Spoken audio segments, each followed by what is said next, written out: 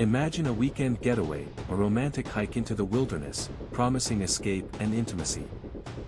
But what if that perfect escape shattered into a nightmare, revealing a terrifying family secret hidden deep in the woods? Get ready to uncover the chilling truth behind Dolly as we break down every twist, every turn, and every hidden horror you might have missed. Welcome back, cinematic explorers, to a deep dive into one of the most unsettling horror films of recent memory. Today, we're unraveling the disturbing threads of Dolly, a film that proves some family ties are best left severed. Thank you for joining me on this journey, and if you're new here, make sure to hit that subscribe button and ring the notification bell so you don't miss our next cinematic adventure. Our story begins with Macy and Chase, a couple on their way to a hiking trip, discussing their future and past. Chase reassures Macy that she's nothing like her problematic mother, a comment Macy teasingly takes offense to. At the trailhead, Chase meticulously checks their gear, from compasses to life straws, showcasing his prepared nature. Macy playfully questions his excessive packing, especially his 2 life straws, leading to a light-hearted moment. Chase proudly calls it a pro-dad move, hinting at their family life with a daughter named Evie. Macy affectionately teases him as her little boy scout, highlighting their loving dynamic. After a brief scare about forgetting the keys, Chase reveals it was a prank, a recurring joke between them. Macy vows it's the last time she'll fall for it, emphasizing their playful relationship. They consider trying out the life straws in a nearby pond, or even going skinny dipping, before embarking on their hike. Soon, they stumble upon a bizarre sight, a collection of creepy dolls arranged on rocks in the middle of nowhere. Chase speculates it might be some strange art project, trying to rationalize the unsettling discovery. Macy, with her quirky humor, finds one of the dolls cute and says it resembles her.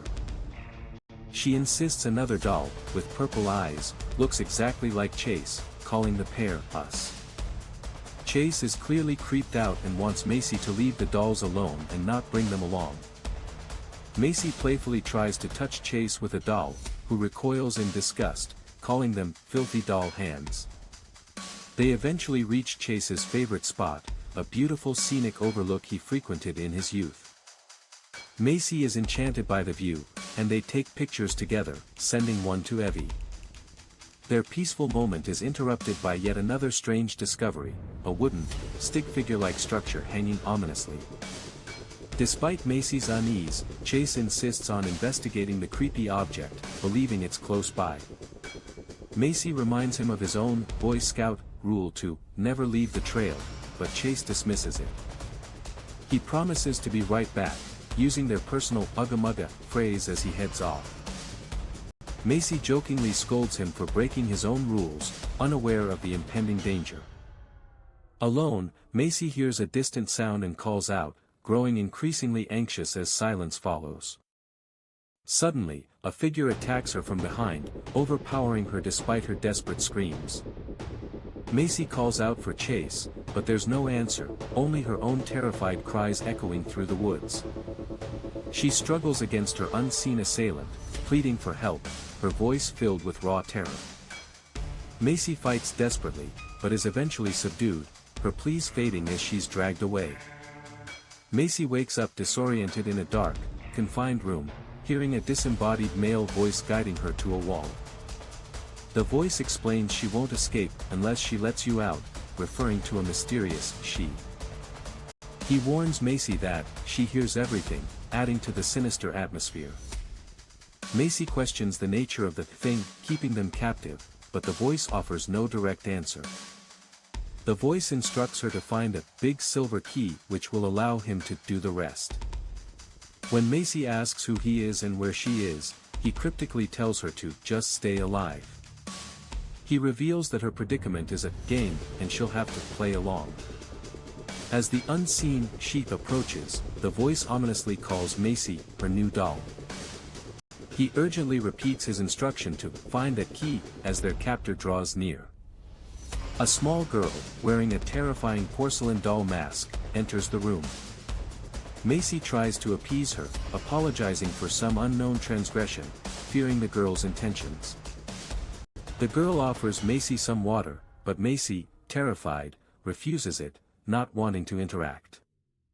The girl then takes Macy's wedding ring, prompting Macy to demand it back, asserting, "That's my ring." Macy apologizes profusely and promises not to anger the girl again after a violent outburst. She begs to be let out, but the girl merely watches, holding Macy's ring. The girl attacks Macy, cutting off part of her ear, inflicting severe pain. After the attack, the voice from the wall reappears, asking if Macy found the key. He reveals the key is in the basement, which he believes is her special place. The voice, seemingly resigned, asks Macy not to forget him, hinting at his own fate. Macy, reeling from her injury, discovers her severed ear, screaming in pain and disbelief. She cries out, questioning what the girl did to her, overwhelmed by the horror. Venturing into the basement, Macy finds an older man, chained and injured, who recognizes her presence. He expresses surprise that Macy is still alive, confirming her earlier fears about the place. The man points to Macy's ear, asking if she, the girl with the doll mask, inflicted the wound. He urges Macy to hurry, explaining that the same key that freed her from her room will unlock his chains. Macy asks why he's chained, and he reveals he's been there for months, ever since her mom got sick. This detail about the mother adds another layer of mystery and horror to the situation. He promises to tell her everything once they're out, claiming he can lift the heavy door bar blocking their escape. Macy finds the key and frees the man, who then retrieves a flashlight. The man, now identified as Wilkerson, points to a deceased, doll-like figure, revealing it's his brother. He recounts how she got to his brother first and made him watch, hinting at the girl's cruelty. Macy is horrified by the revelation of another victim and the girl's sadistic nature. Wilkerson suddenly becomes agitated, asking Macy what she's doing when she tries to move past him. He reveals his true intentions, admitting he can't move the door bar and claiming she would hear him anyway. He refers to the girl as having an ear like a hound, emphasizing her acute senses. Macy realizes Wilkerson has betrayed her and angrily curses him. Wilkerson then starts yelling for "baby girl," revealing he's using Macy as bait. He announces to the hidden girl that he has her little plaything and threatens to slit Macy's throat. He silences Macy, explaining he won't kill her if he can help it, as he plans to take her with him. Wilkerson continues to taunt baby girl, demanding she come out and lift the door bar, threatening Macy. He searches for her, calling out her name, knowing she's nearby. Wilkerson, holding a knife, apologizes to Macy before intentionally wounding her to make her scream. He shouts to the girl that Macy is bleeding real good, and forces Macy to scream again.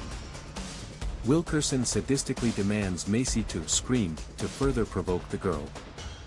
He continues to yell, asking if the girl hears her baby squealing, threatening to harm Macy further.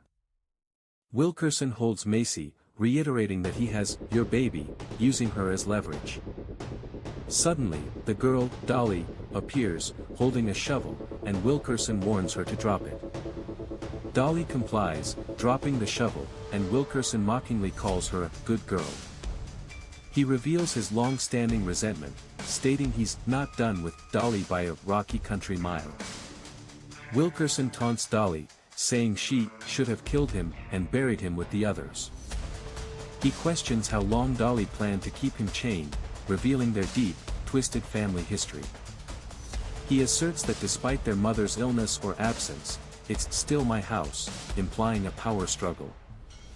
Dolly grabs the shovel she dropped and brutally strikes Wilkerson, silencing him. Macy, horrified, tries to reason with Dolly, reminding her, "I helped you with the key." Dolly ignores Macy and begins calling for her mommy, expressing distress.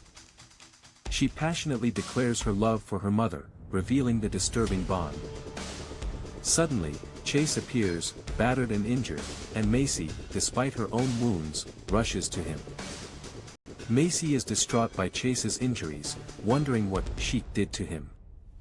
Chase, weakly, tells Macy he found the ring, a poignant detail connecting to their earlier playful moment. He declares his profound love for Macy and their daughter Evie, urging her to listen. Chase insists they have to go right now, because she's coming, urging Macy to escape with him. He struggles to get Macy to her feet, his strength failing.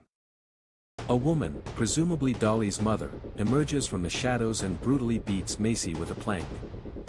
Chase, desperate to protect Macy, throws himself in front of her, begging the woman to hit me instead.